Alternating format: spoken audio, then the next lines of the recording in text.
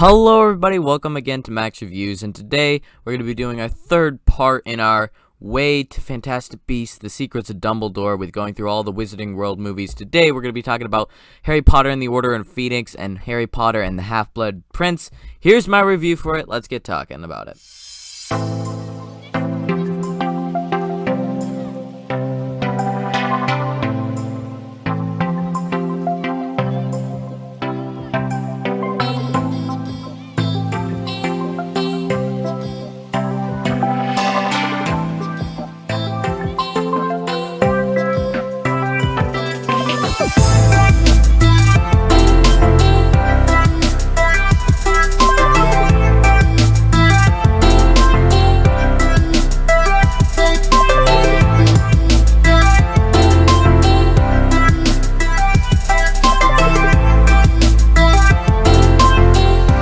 So, these two Harry Potter movies were when it got quite a bit darker.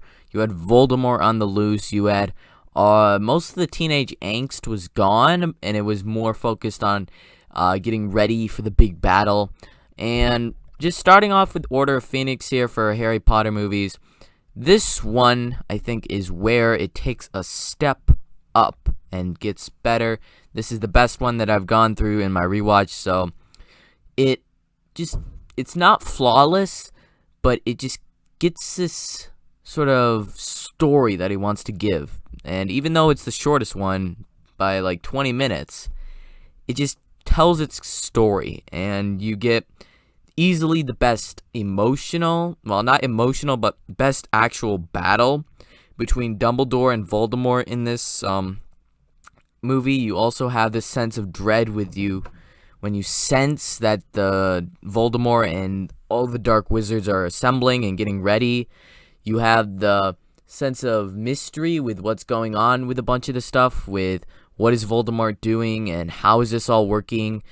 And you also have Harry sort of stepping up to a lead role and assembling this team of people, the Dumbledore's army, to go against Umbridge, to actually teach themselves defense against dark arts in these times. And that's what I want Harry to do in these movies. I want him to step up to the leadership role.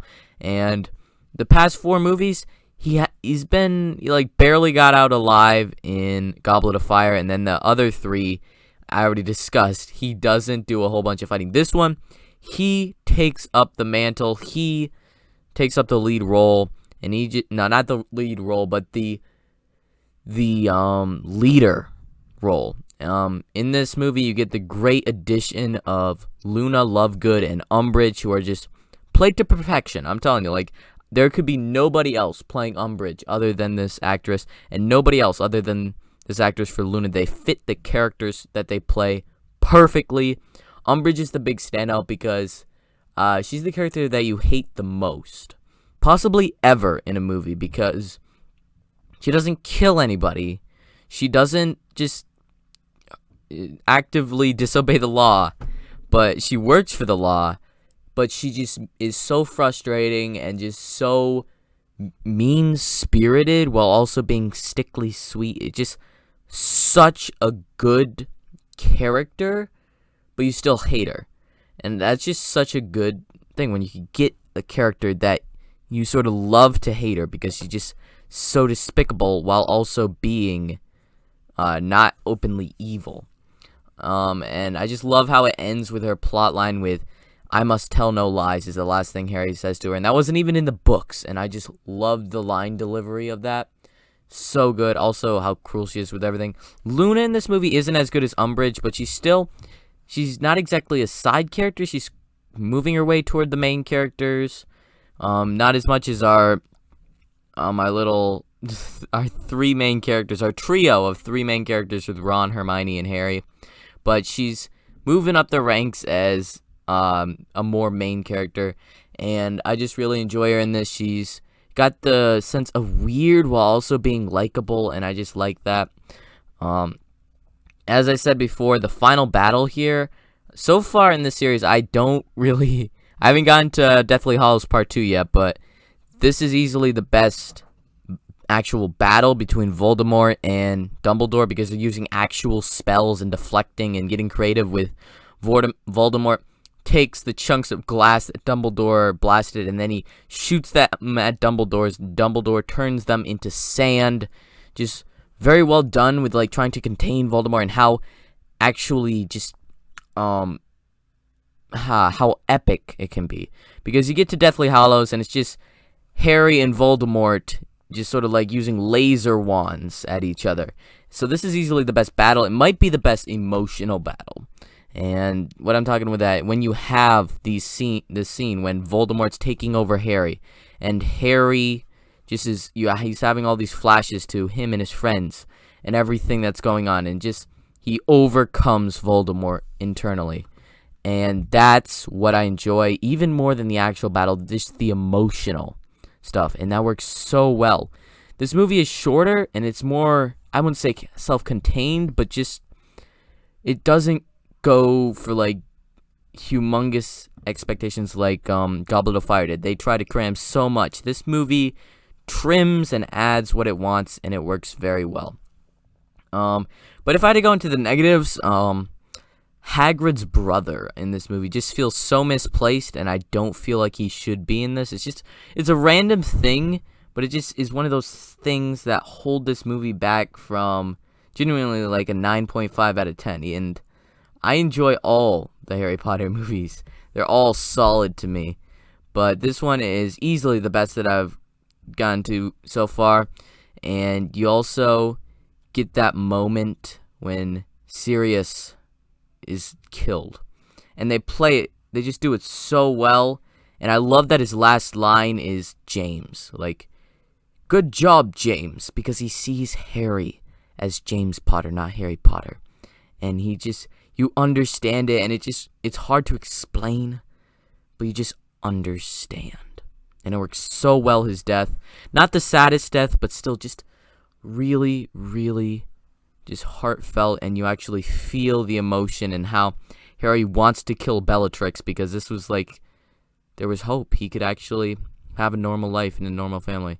Another thing, the film just starts off with the Dementors attacking Harry and Dudley, so you have the sense of just urgency, like, this is bad, this is not good, things are getting darker, and how the Minister of Magic and everybody around him just doesn't think that Voldemort's back, and you get that moment at the end of the movie that they realize he's back, and you have the like setup and payoff and that's sort of what this movie is, that setup and the payoff, how everything works. There's a few things that sort of hold it back, little nitpicks, but I won't really get into them, like tiny things, but still solid movie, and I'm gonna give it the first 9.5 out of 10 for this movie. Just really, really solid movie. This is my favorite movie of 2007. If you saw my big favorite movie from each year from the past 50 years video, it made it for that, along with Deathly Hallows. So we'll see what I think for that one when I rewatch it. But man, this movie really takes it to the next level, at least for me. Then we get to Half-Blood Prince, and this movie, oh wow, one thing to say, I like this movie more than I did originally when I first watched it, but there's some points in it where it just looks like I'm watching a black and white movie. It seriously does. It looks like I'm watching a black and white movie. It gets so dark. Okay, first complaint, the movie sort of starts off with this weird dream thing, sort of with Harry, and then we move on to like the dark wizards going around and causing trouble. One thing in this movie that I just really don't like is that even though we see some stuff happening, I don't think we even see Voldemort in this movie. I don't know if I might have missed it or something, or I'm getting mixed up because I saw it like 3 days ago. Well, 2 or 3 days ago. I think 2 days ago, but just, I don't even think we see him. And if we do, you don't even feel the urgency in this movie. There's no, oh no, the final movie is coming up. It's all gonna end. No, it doesn't really give that. It gives more like, oh no, let's figure out what's going on with Draco. Oh no, what is Dumbledore doing? we got to figure out what's going on with Slughorn, and it's just really the one thing that really does sort of solidify this movie, make it higher in my list than it originally would have been, is there's a few really good things in this movie. First off, I do enjoy the Felix Felicis. I said that wrong. Felix Felicis. You know what I'm talking about. The Lucky Potion.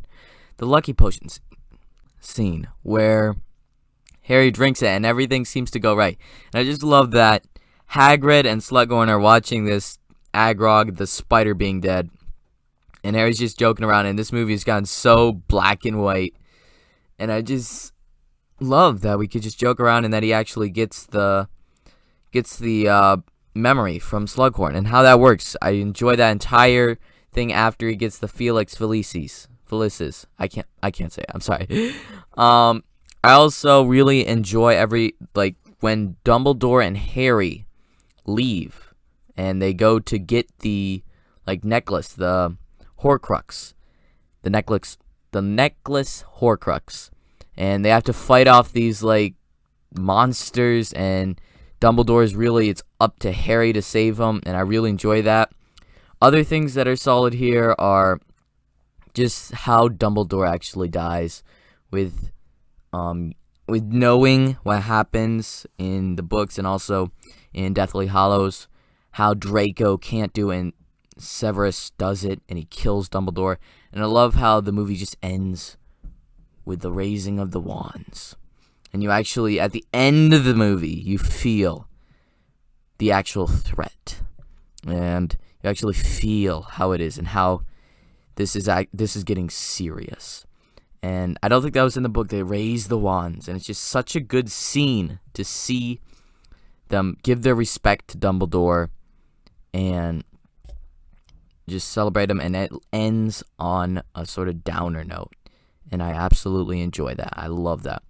Negative things. Draco, the entire thing with Draco, I just don't care until we get to the final thing where he's facing should I kill Dumbledore, should I not? But when he's just trying to figure out the cabinets thing and trying to bring people in, it's not as, wow, I'm so interested. But still, not horrible movie, but nowhere near as good as Order of Phoenix. It definitely takes a nosedive from the 9 that we were at, the 9 out of 10. And I'm going to nosedive it down to a 7 out of 10. It's not a horrible movie. It's got some solid elements in there. Severus Snape is amazing as always in all of these movies. I haven't really mentioned that, but Severus is just perfect. Amazing performance by, I can't remember his name, but just that's a solid thing. And we get to watch Deathly Hallows Part 1 and 2 now. Part 1 is probably my least favorite movie out of them all, and then Part 2 is probably my favorite. Last time that I saw, we'll see, and then we have Fantastic Beast, and then we get to see The Secrets of Dumbledore. So this has been a fun series. Leave your comments down below, your thoughts on these two movies. Subscribe to Max Reviews. Braden out.